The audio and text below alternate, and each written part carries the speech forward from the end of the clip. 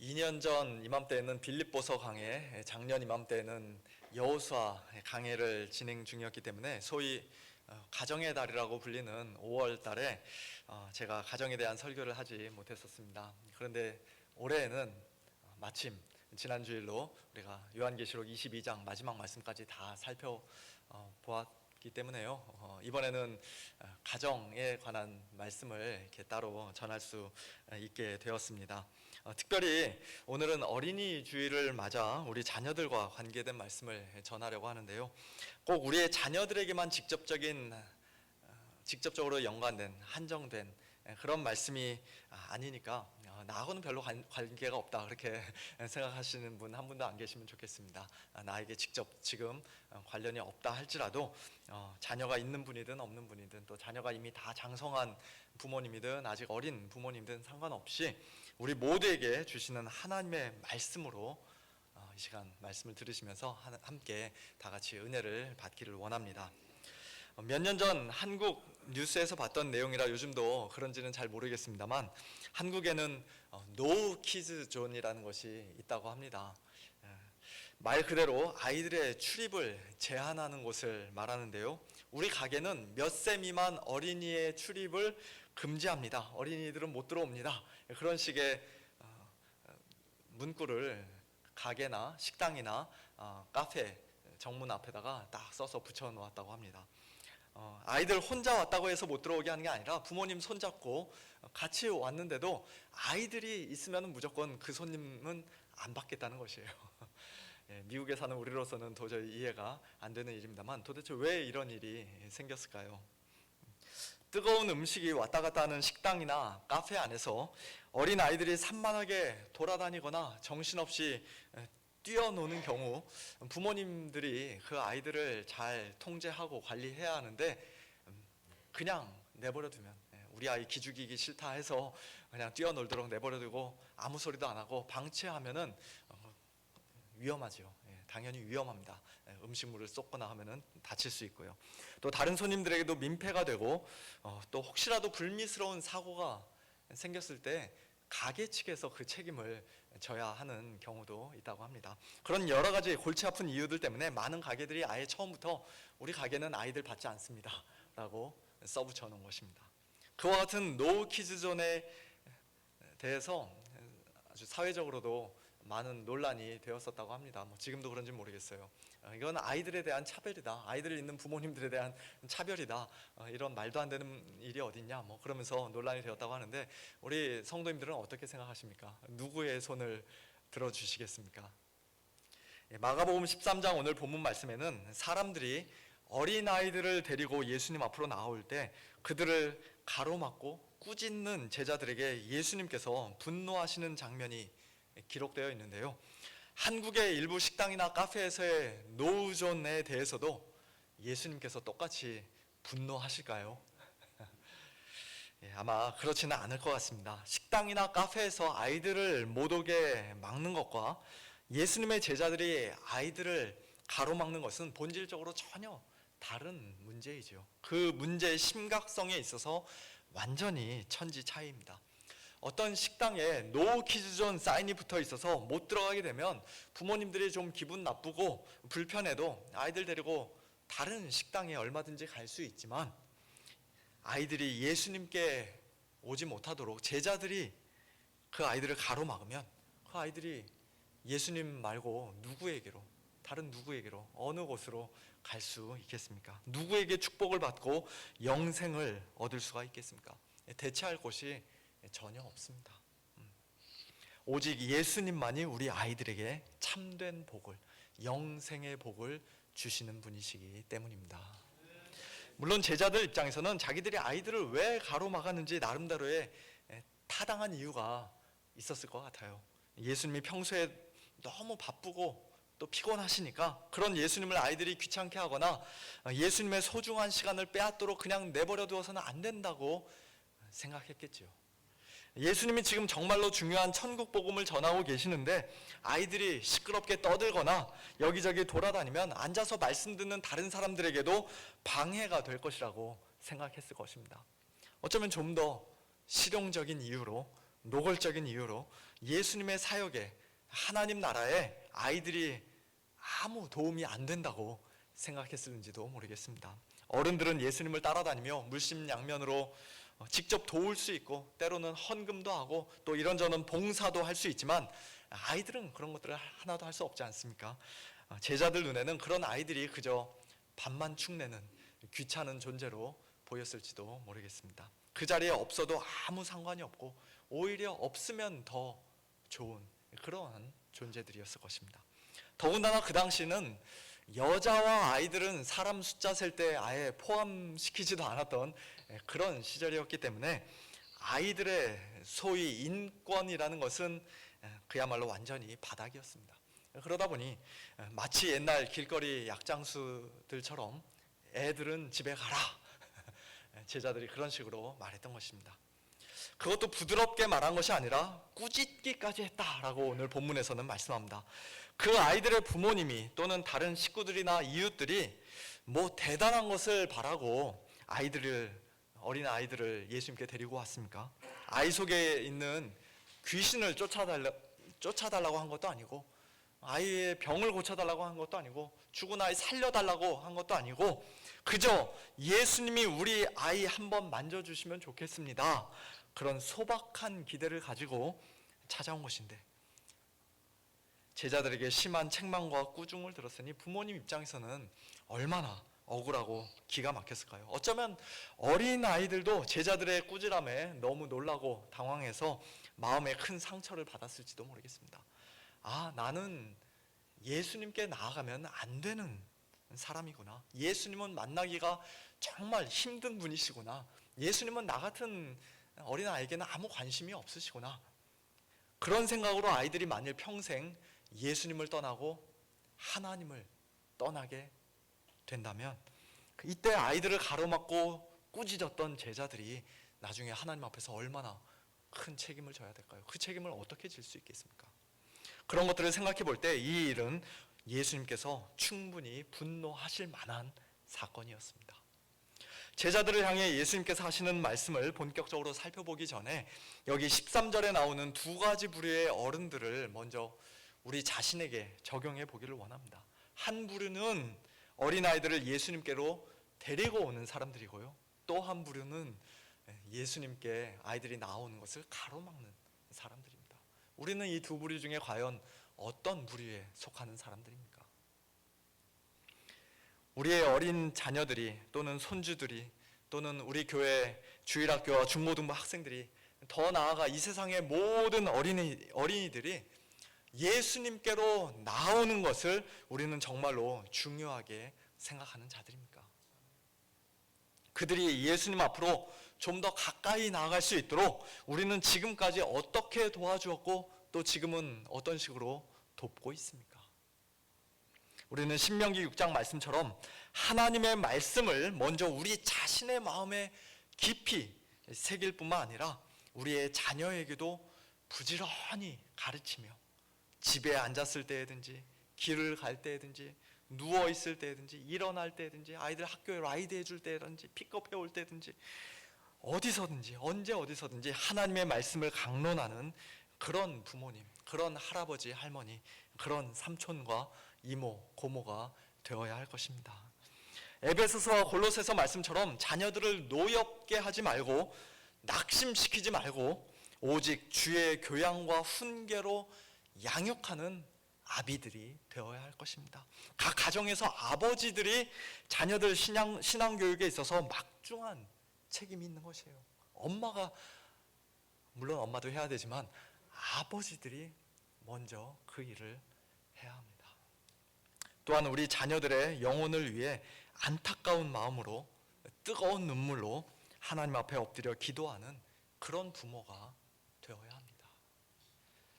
교회에서뿐만 아니라 집에서도 말과 행실이 일치하고 성도로서의 아름다운 본을 보여주는, 그래서 우리 자녀들과 손주들에게 인격적으로 성품적으로 인정받고 또 마음으로부터 존경받는 그와 같은 자들이 되어야 합니다.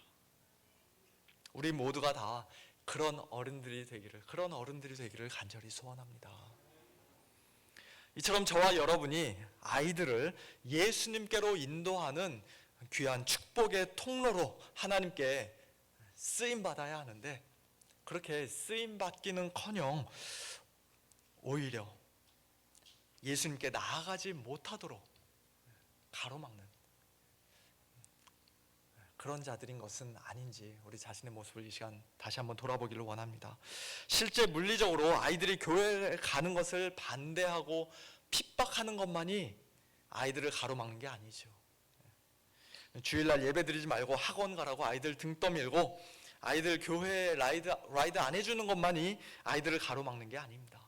실제로는 부모님의 그런 생각 자체가, 즉 한평생 하나님을 잘 섬기고 이 땅에서 하나님 바르게 예배하는 그런 성도로서 사는 것보다 이 세상에서 공부 잘하고 좋은 대학 가고 좋은 직장에 취직하고 돈 많이 벌어 크게 성공하는 것이 훨씬 더 중요하다는 생각을 아이들 마음속에 은연중에 불어넣어주는 것 자체가 아이들을 얼마든지 가로막는 일이 될 수 있습니다.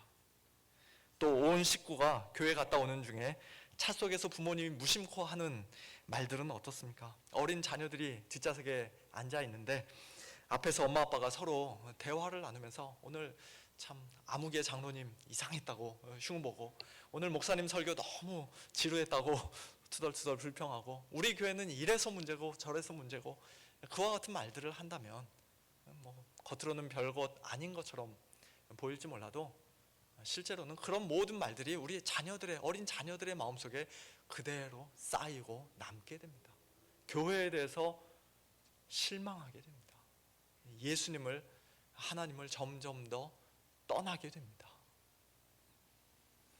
나중에 부모님 곁을 떠나 대학교를 가고 자기가 직접 차를 운전해서 다니는 나이가 되면 슬슬 교회를 빠지기 시작하고 멀리하기 시작하다가 결국 기독교 신앙을 거부하고 버리기까지 하는 자녀들이 얼마나 많이 있습니까? 안타깝지만 그 중에 많은 책임이 바로 부모된 우리에게 있다고 할 수 있을 것입니다. 또한 부모님들의 신앙과 삶이, 말과 행실이 교회에서의 모습과 집에서의 모습이 전혀 일치하지 않는 위선적인 모습도 마찬가지입니다. 우리가 비록 원하지 않았고 의도하지 않았을지라도 결과적으로는 아이들로 하여금 예수님께 나아가지 못하도록 우리가 가로막은 것이에요. 걸림돌이 된 것입니다. 예수님께서 보시고 크게 노하실 만한 일입니다.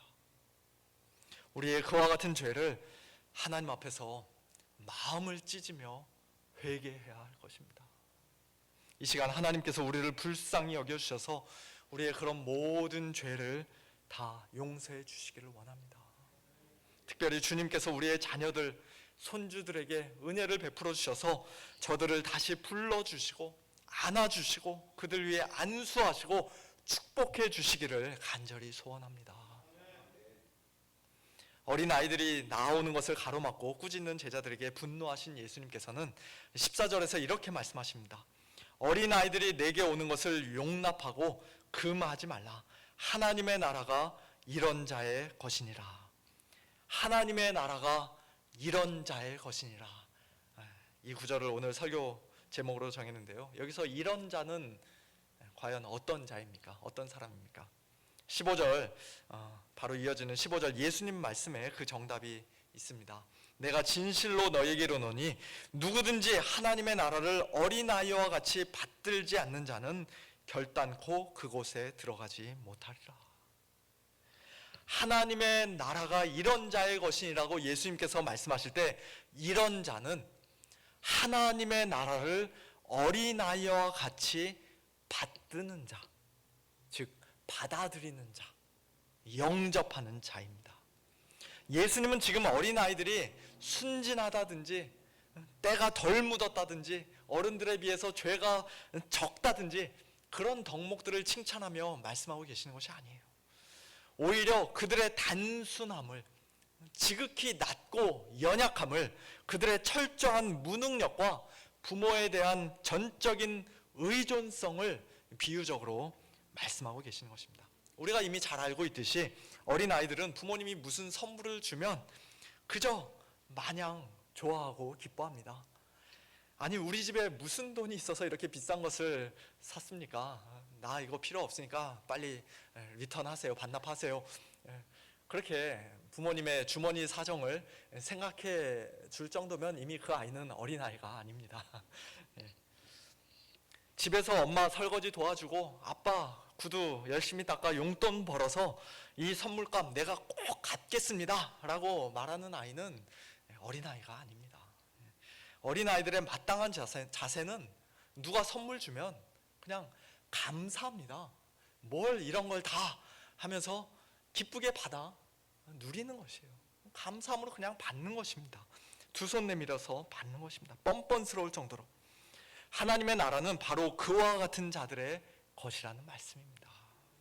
하나님께서 우리 죄인들에게 하나님의 나라를 선물로 주시는데, 우리의 유일한 구원자요 하나님 나라의 왕이신 예수님을 선물로 주시는데, 내가 열심히 일해서 그 값을 반드시 갚겠습니다, 내 사전에 공짜란 없으니 내 돈 내고 내가 사서 하나님 나라에 떳떳이 들어가겠습니다, 그런 자는 하나님 나라에 결코 들어갈 수 없다는 것입니다. 오히려 나는 이거 받을 만한 아무 자격이 없고 공로도 없지만, 돈도 없고 능력도 없고 내세울 것 하나도 없지만, 그러나 하나님께서 선물로 주신다니 정말 감사합니다, 잘 받겠습니다, 그렇게 어린아이와 같이 두 손 내밀어 받아 누리는 자만이 하나님 나라에 들어갈 수 있습니다. 어린아이와 같은 가난한 심령으로, 단순한 믿음으로 하나님의 나라를 받들고 예수님 앞에 나오는 자들을 우리 주님께서는 그저 단순히 만져주시는 정도가 아니라 품에 안아주시고, 손으로 안수해 주시고, 입으로는 축복해 주시고, 가장 귀한 영생의 선물을 주시는 줄로 믿으시기 바랍니다. 바로 이어 오늘 본문 17절 이하에 나오는 한 사람은 하나님의 나라를 그처럼 어린아이와 같이 받들지 않는 사람의 전형적인 모습, 대표적인 모습을 우리에게 보여주고 있습니다. 그는 오늘 우리가 보기에 또 그 당시 제자들의 눈에도 하나님 나라에 당연히 1등으로 들어갈 수 있을 것이라 생각되는 그러한 사람이었습니다. 이런 사람이 하나님 나라에 들어갈 수 없다면 과연 누가 들어갈 수 있단 말인가, 그런 생각이 당연히 들 정도로 아주 훌륭하고 대단한 사람이었습니다. 그가 얼마나 훌륭한 사람인지 한번 보세요. 그는 예수님께서 지나가시는 것을 보고는 달려와서 예수님 앞에 무릎을 꿇었습니다. 예수님을 미워하거나 싫어한 것이 아니라 선한 선생님이여 라고 예수님을 좋게 평가하며 불렀습니다. 그는 세상의 온갖 죄를 즐기며 방탕하게 사는 사람도 아니었습니다. 영생에 대한 관심과 사모하는 마음이 그에게 있었고요, 10계명의 여러 가지 계명들, 즉 살인하지 말라, 간음하지 말라, 도둑질하지 말라, 거짓 증언하지 말라, 속여 빼앗지 말라, 내 부모를 공경하라, 그와 같은 계명들을 내가 어려서부터 다 지켰나이다 라고 자신 있게 말할 수 있을 정도로 굉장히 종교적이고 경건한 사람이었습니다. 그의 이러한 말이 다 거짓말이라고 우리가 생각할 필요는 없습니다. 역겨운 위선의 말도 아마 아니었을 것입니다. 그렇게 말하는 그를 예수님께서 사랑스러운 눈으로 쳐다보셨을 정도로 그의 말은 나름 진지하고 진실했습니다. 그의 삶은 다른 사람들에 비해 분명 거룩하고 경건했을 것입니다. 또한 그는 젊은 청년이었음에도 불구하고 사회적으로도 이미 크게 성공한 사람이었습니다. 그에게는 재물이 많았고요, 또 누가복음에 의하면 그는 관리이기도 했습니다. 높은 관직에 있는 사람이었어요. 우리의 자녀들과 손주들, 또 우리 교회 어린 학생들이 다 이런 사람이 되기를 솔직히 원하지 않습니까? 우리는 간절히 원합니다. 예수님을 보면 슬금슬금 도망가는 것이 아니라 오히려 달려와 그 앞에 무릎 꿇고 예수님에 대해서 좋게 생각하고 영생에 관심을 가지고 어려서부터 10계명 잘 지키며 착하게 살고 부모님 공경도 잘하고 또 사회적으로도 크게 성공하고 출세해서 높은 관리가 되고 돈도 많이 버는 그런 자녀들, 그런 손주들이 있다면 부모로서, 또 할아버지 할머니로서 우리 마음이 얼마나 기쁘고 뿌듯하겠습니까? 정말로 사랑스럽고 주위 어느 누구에게나 자랑스러울 것입니다. 그런데 놀랍게도 또 안타깝게도 예수님을 만난 이 사람은 예수님께 축복을 받고 하나님의 나라에 기쁘게 들어간 것이 아니라 오히려 슬픈 기색을 띠고 근심하며 예수님을 떠나고 말았습니다. 그가 떠난 후 예수님께서 제자들에게 이런 말씀을 하십니다. 재물이 있는 자는 하나님의 나라에 들어가기가 심히 어렵도다. 얼마나 어려운지 낙타가 바늘귀로 나가는 것이 부자가 하나님의 나라에 들어가는 것보다 쉬우니라. 한마디로 불가능하다는 것이죠. 부자는 하나님 나라에 들어갈 수가 없다는 것입니다. 이것은 단순히 돈 많은 부자에게만 해당되는 말씀이 아닙니다. 많은 재물이든 이 세상에서의 큰 성공이든 교회에서의 무슨 직분이나 신앙생활의 오랜 연륜이든 남들에 비해 거룩하고 경건한 삶이든 그것이 무엇이든지 간에 자기가 굳게 붙잡고 의지하고 자랑할 만한 자기 자신의 의의를 많이 쌓아놓고 소유하고 있는 사람은, 그런 부자는 하나님 나라에 결코 들어갈 수 없다는 것입니다. 17절에서 그가 예수님께 질문하는 것을 다시 한번 보세요. 내가 무엇을 하여야 영생을 얻으리이까? 하나님의 나라는 어린아이와 같이 그저 빈손으로 가난한 심령으로 받들고 받아들여야 하는 것인데, 그런 자들에게 영생이 선물로 주어지는 것인데, 이 사람은 그 영생을 얻기 위해, 하나님 나라에 들어가기 위해 자기가 무엇을 해야 한다는, 그리고 그것을 얼마든지 할 수 있을 것이라는 그런 잘못된 생각, 율법적인 생각으로 가득 차 있었습니다. 그랬기 때문에 내가 무엇을 하여야 영생을 얻으리까? 라고 예수님께 질문했던 것이에요. 그의 그와 같은 질문에 예수님은, 그래? 네가 영생을 하나님이 거저 주시는 선물로 받는 대신 내 스스로 무엇인가를 해서 얻기 원한다면 하나님의 계명과 율법을 다 지켜라. 그러면 살 것이다. 하나님이 에덴 동산에서 아담과 맺으셨던 첫 번째 언약, 행위 언약의 원리에 따라 예수님께서 대답해 주셨습니다. 그런데 그런 것들은 내가 어려서부터 다 지켰나이다라고 이 사람이 자신 있게 대답하자 예수님은 그에게 아직도 한 가지 부족한 것이 있다며 이렇게 말씀하세요. 가서 내게 있는 것을 다 팔아 가난한 자들에게 주라. 그리하면 하늘에서 보화가 내게 있으리라. 그리고 와서 나를 따르라. 예수님의 이 말씀은 가진 것 다 팔아 구제하는 것이 곧 영생 얻는 진짜 비결이라는 그런 뜻의 말씀은 아닙니다. 하나님의 계명을 어려서부터 다 지켰다는 그의 생각이 얼마나 큰 착각인지, 얼마나 잘못된 생각인지 가르쳐 주시는 것이에요. 내가 보니 너에게는 돈이 곧 너의 하나님이요 신인데, 너는 십계명의 첫 번째 계명, 즉 너는 나 외에는 다른 신을 내게 두지 말라는 그 계명조차도 제대로 지키지 못한 자가 아니냐. 또한 십계명의 마지막 계명, 탐내지 말라는 계명을 네가 정말로 잘 지키는 자라면 돈에 대한 탐심과 욕심 다 버리고 당장 가서 내게 있는 모든 것을 다 팔아 가난한 자에게 얼마든지 나눠줄 수 있지 않겠느냐. 그게 정말 이웃을 사랑하는 길인데 왜 그와 같은 일을 하지 않느냐. 그런 식으로 말씀하신 것입니다. 다른 말로 하면 네가 하나님의 율법과 계명을 다 지켜서 네가 무엇인가를 잘 해서 영생을 얻는다는 것이 도저히 불가능하다는 사실을 철저히 깨닫고 겸손히 인정하라고 지금 말씀하고 계시는 것이에요. 두 손 들고 항복하라는 것입니다. 그저 어린아이와 같이 예수님 앞에 빈손으로 나와 오직 예수님의 공로만을 의지하라는 것입니다. 그러면 그에게도 하늘의 보화가 주어지게 될 것이라고 말씀하셨습니다.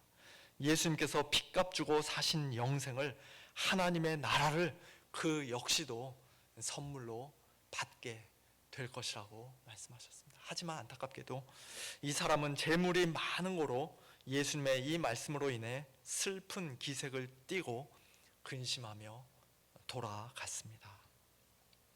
성경에는 이 사람에 대한 이야기가 그 뒤로 나오지 않습니다. 어떻게 되었을까요?